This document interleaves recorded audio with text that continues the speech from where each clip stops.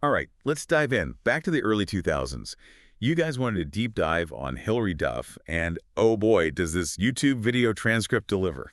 We're talking feuds, love triangles, maybe even stolen songs, all kinds of juicy stuff. What's really interesting here is that we're not just looking at random gossip. This is like a snapshot of pop culture in 2007. Huh. Think about it. The music industry was changing, social media was just taking off, and young female stars were battling it out for the top spot. A recipe for drama, for sure. Huh? And you specifically mentioned Hilary Duff's career, so let's start there. She had that America's sweetheart image, the girl next door everyone could relate to. But how much of that was real and how much was, carefully constructed? Right. While Hillary definitely had that natural charm, there's no doubt her image was very carefully managed. Disney obviously played a big role. They were all about presenting their stars as wholesome and aspirational figures. Totally. But it wasn't just Disney. Hillary's mom, Susan Duff, was known to be a pretty ambitious manager. She really wanted to build a whole tween empire for Hillary. And she wasn't messing around. Hillary even hired the same business guru who worked with the Olsen twins, the one who helped them create their billion-dollar brand. It makes you think, how much control did these young stars actually have when their careers were so tightly managed, even by their own families? That's a big question for sure. It brings up the whole issue of agency and exploitation, which wasn't really talked about back then. Right. Something we can definitely dig into deeper as we go along. Yeah, for sure. But for now, let's move on to the part everyone seems to remember. The teen feuds. Let's start with the Aaron Carter love triangle, Hilary Duff, Lindsay Lohan, all that. Okay, now things are getting juicy. Mm-hmm. This wasn't just your typical high school drama. This was played out for the whole world to see, and the media just ate it up. Absolutely. Tabloids loved pitting these young women against each other. It created the kind of stories that sold magazines, but it often came at a cost for the stars involved. Yeah. And get this, even their moms were supposedly involved in this whole feud. Wait, seriously, tell me more. So our source material says Lindsay allegedly called Chad Michael Murray, who was dating Hillary at the time, to spread rumors about her. Wow. And then you've got stories about Hillary's mom trying to get Lindsay kicked out of a movie premiere party. Oh my gosh, that's a whole other level of stage mom. It's a little crazy to think about the pressure these young women were under, how much scrutiny they faced, and how their personal lives were just like exploited for profit. And this is all before social media. Can you imagine if Twitter was around back then? The chaos. I know, right? Speaking of feuds, we got to talk about Hillary's clash with Avril Lavigne. This one wasn't about a boy or anything like that. It was more about image and, I guess, who was more authentic. Avril, with her whole punk rock vibe, she was marketed as the anti-Hillary, the rebel to Hillary's good girl. Right. And remember when Avril made those comments about fans copying her style? Yeah. Hillary took it personally, called Avril out publicly, and then it was back and forth with the disses in interviews on the radio. The classic good girl versus bad girl story the media loves to push. It's such a simplistic and honestly harmful way to portray these complex young women like they're just characters in some made-up rivalry. And it takes the focus away from their talent, their music. So we've got Lindsay Lohan, Avril Lavigne, anyone else Hillary was feuding with back then. Well, things get a little more complicated when you bring Hillary's sister, Hilary Duff, into the picture. Haley was trying to start her own pop career. She had this catchy song called Screwed. Screwed. Oh, I remember that one. Had that Destiny's Child kind of vibe, if I'm remembering correctly. What happened? Well, it turns out Paris Hilton had recorded the same song for her debut album, no less. This wasn't just a random thing either. It shows how competitive the music industry was, that pressure to find the next big hit. Yeah, for sure. And unfortunately for Haley, Paris's demo leaked first. So Paris basically screwed Haley out of her chance at pop stardom. Ouch, that's gotta hurt. I can't even imagine how frustrating and heartbreaking that must have been for Haley. Totally. It just shows how quickly things can change in the music industry and how tough it is for newcomers, especially when you're up against someone like Paris Hilton, who already has a huge following. Talk about bad timing. It makes you wonder if there were any legal battles or if Haley ended up getting a writing credit on Paris's version. There were rumors of lawsuits flying around, but nothing concrete ever came out. As for writing credits, it's not clear if Haley got any. And then, to make things even more interesting, the Duff sisters starred in a movie called Material Girls. Oh, yeah. About those two wealthy heiresses who lose everything and have to rebuild their lives. The media went crazy comparing it to The Simple Life with Paris and Nicole Richie. It was bound to happen. And the Duff sisters didn't exactly shy away from the comparisons either. Right. Every interview, they were asked if the movie was based on Paris and Nicole. Their answers were always kind of vague, never a straight-up denial.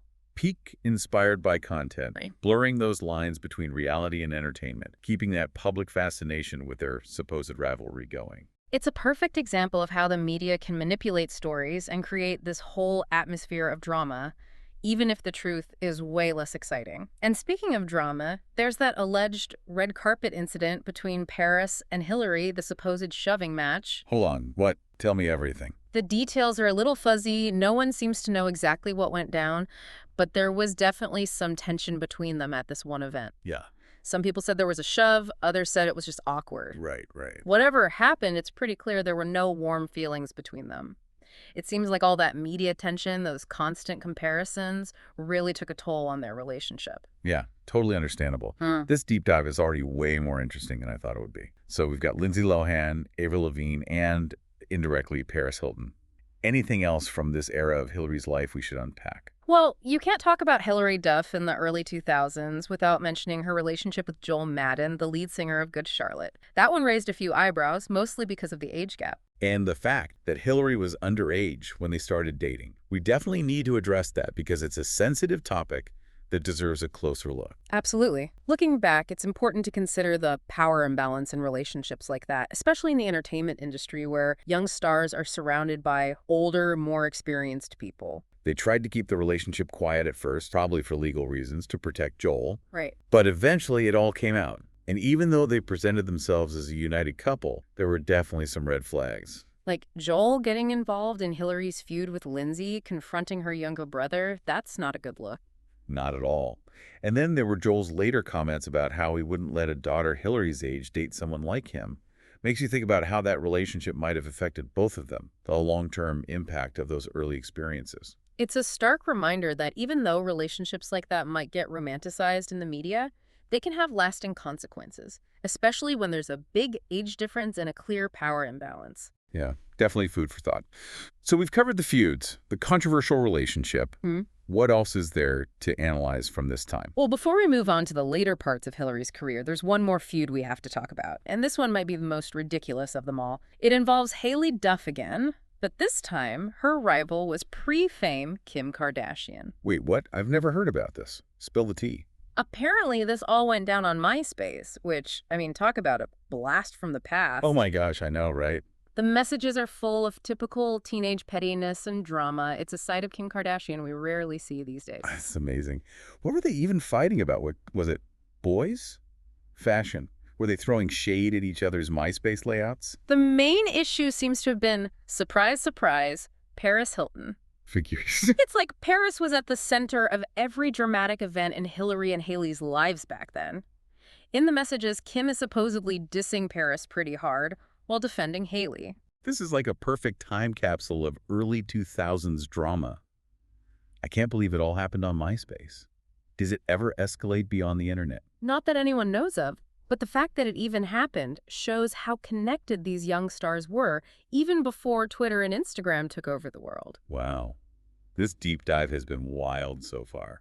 Love triangles, style wars, a MySpace feud for the ages. And we're just getting started. I know. But before we dive into the later parts of Hilary's career, let's take a second to think about what we've learned. Yeah, good idea. It feels like we've gotten a crash course in the not-so-glamorous side of early 2000s pop culture. Right. It's fascinating, but also kind of sad to see how these young women were pitted against each other and exploited by the media. Definitely a cautionary tale, but also shows how things have changed, at least a little. Social media has given celebrities more control over their own stories, even though it comes with a whole new set of challenges. Right. We can explore all that as we continue our deep dive. Can't wait to see what other insights we uncover. Me too. So we're back, diving deeper into Hilary Duff's career. Last time, we uncovered all that early 2000s drama, the feuds, that controversial relationship, even a MySpace battle for the history books. But amidst all that chaos, Hilary was also making music that showed her growth, how her artistry was changing. Right. It's easy to get caught up in all the tabloid stuff and forget that she was actually putting out albums during this time. Her album Dignity, which came out in 2007, feels especially relevant to what we're talking about. Definitely. Dignity marked a pretty big shift in Hilary's sound and image.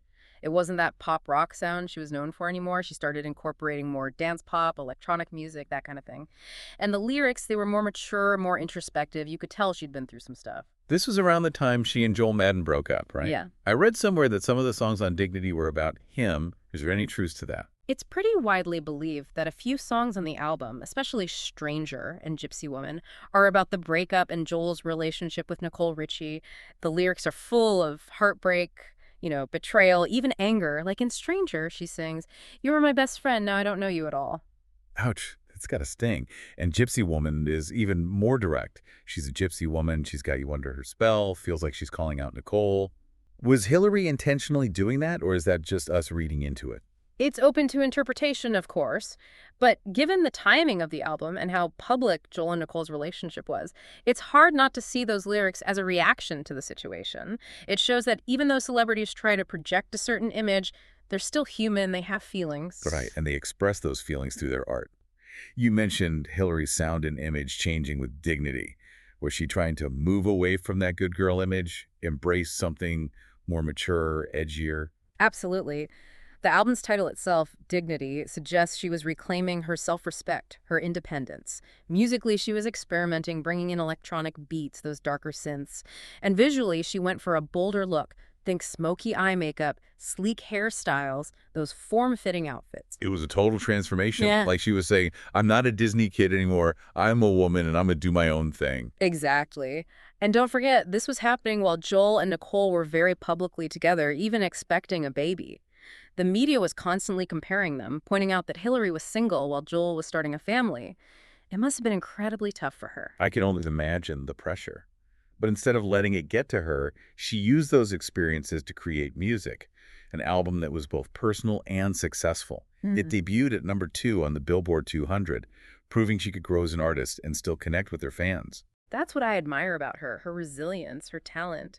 She didn't shy away from those difficult emotions, but she didn't let them define her either. She used music to express herself, to work through those experiences, and ultimately to empower herself. That's powerful. So Dignity was a hit, a turning point in Hillary's career. What did she do next? Did she stick with that dance pop sound, or did she try something totally different? Well, Dignity ended up being her last studio album for a while. She actually decided to take a break from music and focus on other things, especially acting. Interesting. It seems like a bold move, considering how well Dignity did. Was she disillusioned with the music industry or just ready for a change of pace? It was probably a bit of both. The music industry is a tough business, especially for young women. And after everything she went through, it makes sense that she might want to explore other creative avenues. Makes sense. And she definitely did. She was in several films during this time, like War, Inc., which was this satirical action comedy, and according to Greta, an indie drama. Those roles showed her range as an actress, how she was moving away from that teen star image. It was a conscious choice, picking projects that challenged her and allowed her to explore more mature themes. She was showing everyone that she was more than just a pop star. Oh, and let's not forget about her writing career. She co-wrote a young adult novel, Elixir, which became a New York Times bestseller. Another smart move, expanding her brand and reaching a new audience. It shows she wasn't just a performer but a storyteller, wanting to connect with her fans on a deeper level. And speaking of connecting with fans, this was also when social media started to become a big deal in the entertainment world. How did Hillary handle that shift? She embraced it.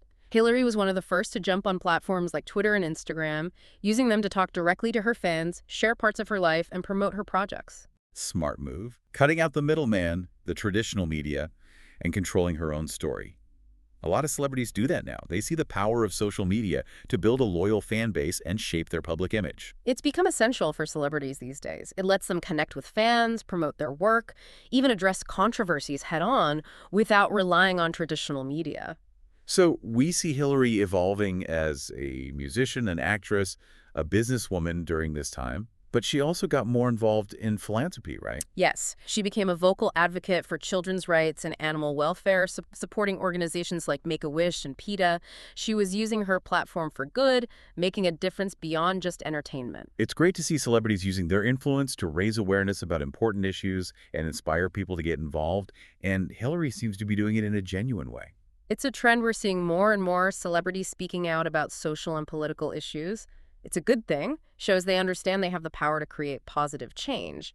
This has been such an interesting look at the middle part of Hilary's career. It's clear that she made a conscious effort to leave the drama of her early years behind and establish herself as a multi-talented artist and a savvy businesswoman.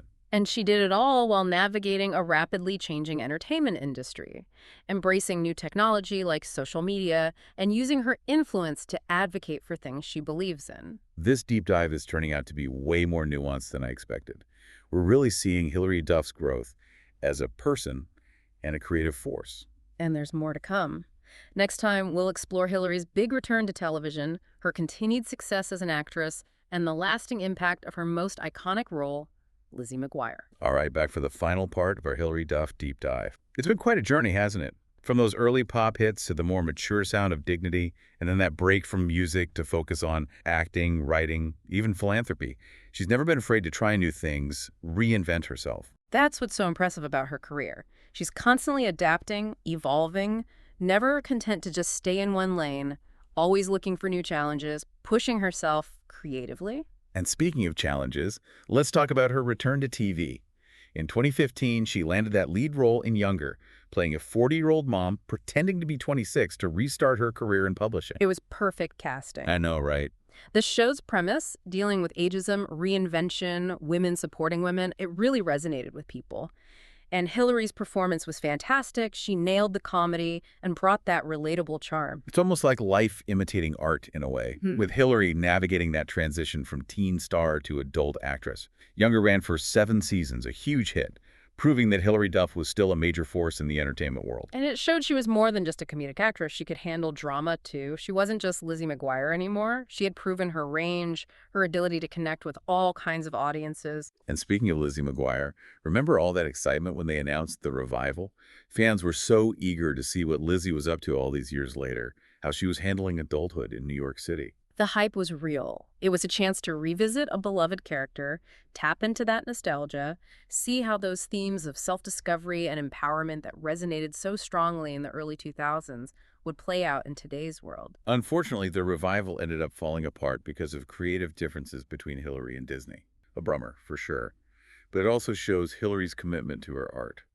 She wasn't willing to compromise her vision for the character, even if it meant walking away from a big project. Exactly. It shows she's not just in it for the fame or money. She cares about telling authentic stories, staying true to her artistic vision. And even though Lizzie McGuire didn't get her reboot, Hilary didn't give up on TV. Right. She ended up starring in How I Met Your Father, the spin-off of How I Met Your Mother. It premiered in 2022, and we're already in season 2. I love that, like it was meant to be, bringing her back to TV comedy. And again, she's leading a show that, like Younger, focuses on strong, independent women figuring out life and love in the city. What's even cooler is that Hilary is now an executive producer on the show, showing how much influence she has, how involved she wants to be behind the scenes. It makes sense, given her experience and her business smarts. She's not just a performer anymore. She's a creative force, shaping the stories being told, using her position to amplify women's voices. It's amazing to look back at her career and see how Hilary Duff has defied the odds. She's gone from child star to successful adult actress, dealt with all the ups and downs of fame, and come out as a respected, multi-talented artist. It's a truly inspiring story, one of resilience, reinvention, empowerment. She's taken risks, evolved, used her platform to support causes she cares about, and she's done it all with grace, staying true to herself. Hilary Duff shows us that success isn't just about fame or fortune. It's about finding your voice, being authentic, and making a positive impact. Couldn't have said it better myself. Well, that wraps up our deep dives into the world of Hilary Duff. Thanks for joining us on this wild ride through the early 2000s and beyond. We hope you enjoyed it.